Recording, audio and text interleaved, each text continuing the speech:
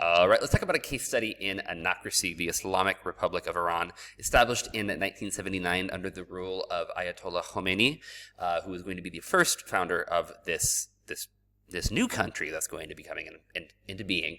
Now, an anocracy, again, is this combination of two different things. It's a combination of democracy with an autocracy. So first and foremost, under Iran and their system of government, they have a supreme leader. Now, the supreme leader is someone who is going to serve for life. They must be a religious leader. That is crucially important. The idea of the Islamic Republic that Khomeini established comes from the idea of 12er Shia Islam, which is a religious belief set that there will be 12 rightly guided imams. The 12th one will come back towards the end of time and establish this perfect caliphate, religious and political law in the world somewhere. Now, that's a vast oversimplification, so if you want more information on 12er Shia Islam, please look it up.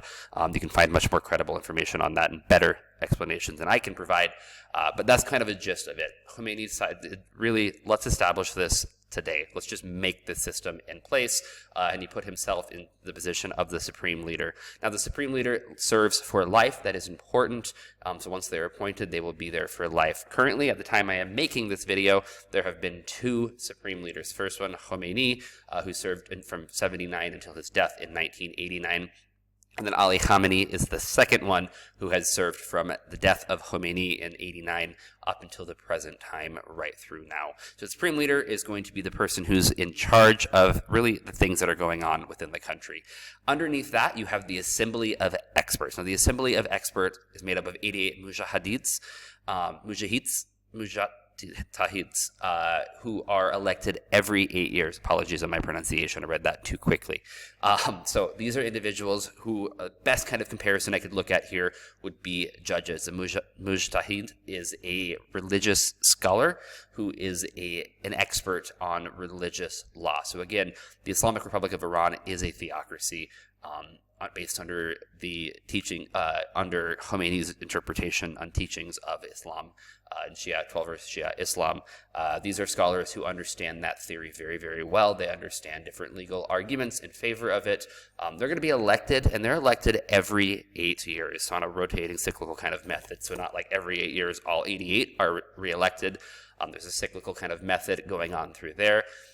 So they are only going to be there for 8 years, and they, unlike the supreme leader, do not serve for life. So this is the judicial branch in the Islamic Republic of Iran.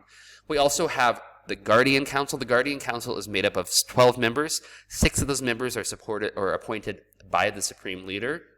So the supreme leader will pick 6 individuals, so roughly, or literally half of the Guardian Council will come from the appointment list of the supreme leader. The other 6 are elected by the Majlis, which is the legislative branch in Iran, which I'll talk about in just a second, based off of a list that was provided by the Chief Justice of the court system in Iran. So the Chief Justice from the Assembly of Experts of those 88 mujtahids, one of them will create a list of individuals. The Majlis must then elect 6 of those individuals to serve on the Guardian Council. Now, they're going to serve on a 6-year term. The 6-year term is cyclical as well, so not all 6 would be replaced at the same time. You'd have some coming and going at different times. Guardian Council is important because they are the ones who determine who is eligible to be in the Majlis or to run for president within Iran. Their number one goal and job is to guard the revolution. They are the guardians of Khomeini's revolution. The guardian of Khomeini's ideals is the Guardian Council. Now, the Majlis is a 290-member body. It was recently number of people was recently increased from, I believe it was 270, or around that number, to 290 members. Now, the Guardian Council determines whether or not you are eligible to be in the Majlis. This is the legislative, the lawmaking branch of the Islamic Republic of Iran. Of these 290 members, 5 of them are set aside specifically for minority groups. You've got Northern and Southern Azeris, who will each have a seat, one from the north, one from the south, a large minority group in Iran.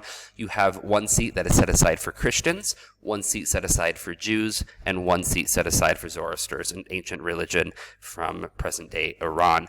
So there is some minority representation within Iran as well. However, those who are opposed to the idea of the revolution are not allowed to be in the Majlis. And the Guardian Council is the set of individuals that will determine whether or not someone is a good candidate for this, whether or not they will adhere to the principles of the revolution. If not, they are not allowed to run. So while you do have minority representation in the Majlis, in all reality, they are going to likely support whatever the supreme leader would be doing and the goals of the revolution. Lastly, you have the president. The president in Iran is elected directly by the individual people.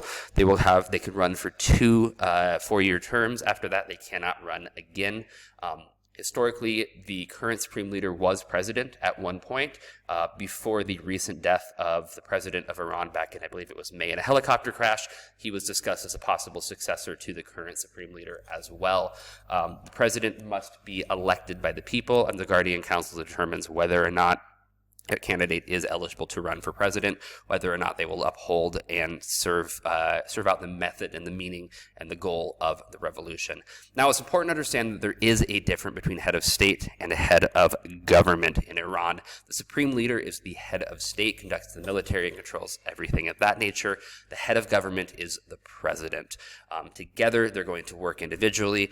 The supreme leader is the one who has ultimate power. They are more of the autocrat. They serve for life, and they cannot be replaced, compared to the president, who is more of the idea of a democracy where the people will elect the leaders of the government.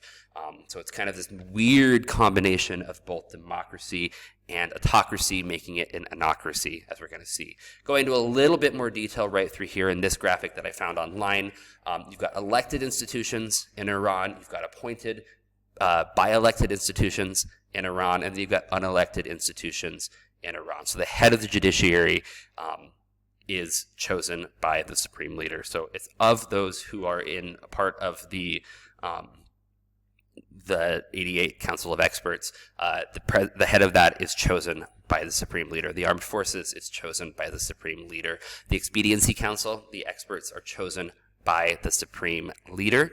The Guardian Council, as I stated before, half of them are chosen by the supreme leader. The other half come from the Majlis, or the parliament, based off of a list provided by the Chief Justice, or the head of the judiciary. So that's why you can see their name coming back into there. You've got the Assembly of Experts, who are directly elected. The council is directly appointed by the supreme leader. The president, directly elected. However, it is important to understand the Guardian Council has a say in who can run. Same with the parliament, directly elected. The Guardian Council has a say on who can run.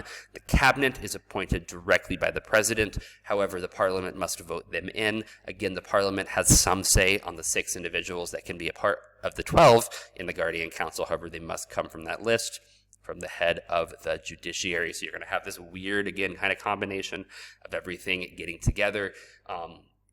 A good way to look at this from like a school setting, okay, if we were to go back to this previous section right through here, supreme leader would kind of be like the idea of a superintendent of a school. They're the ones who are in charge. They're not really leaving. They're going to be around for a long time. The Assembly of Experts and the Guardian Council would look at like the school board. They're the ones who have some say in what's happening.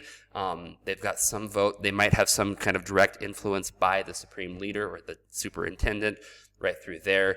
The Majlis would be like the teachers who are going to be there representing the needs of the students, ideally the needs of the people. The students would be like the people. The president would be like the principal, who's in charge of kind of running the day-to-day things within the school. The supreme leader runs the day-to-day things of the country as a whole, so the entire school and principal and everyone else kind of goes under them. So if we're looking at it from that kind of standpoint, that's going to help you understand it.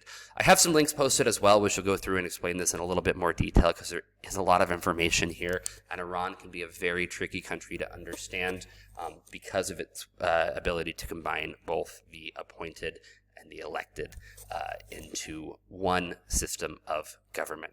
Comments, questions, please do let me know. Otherwise, I will see you later. Good luck.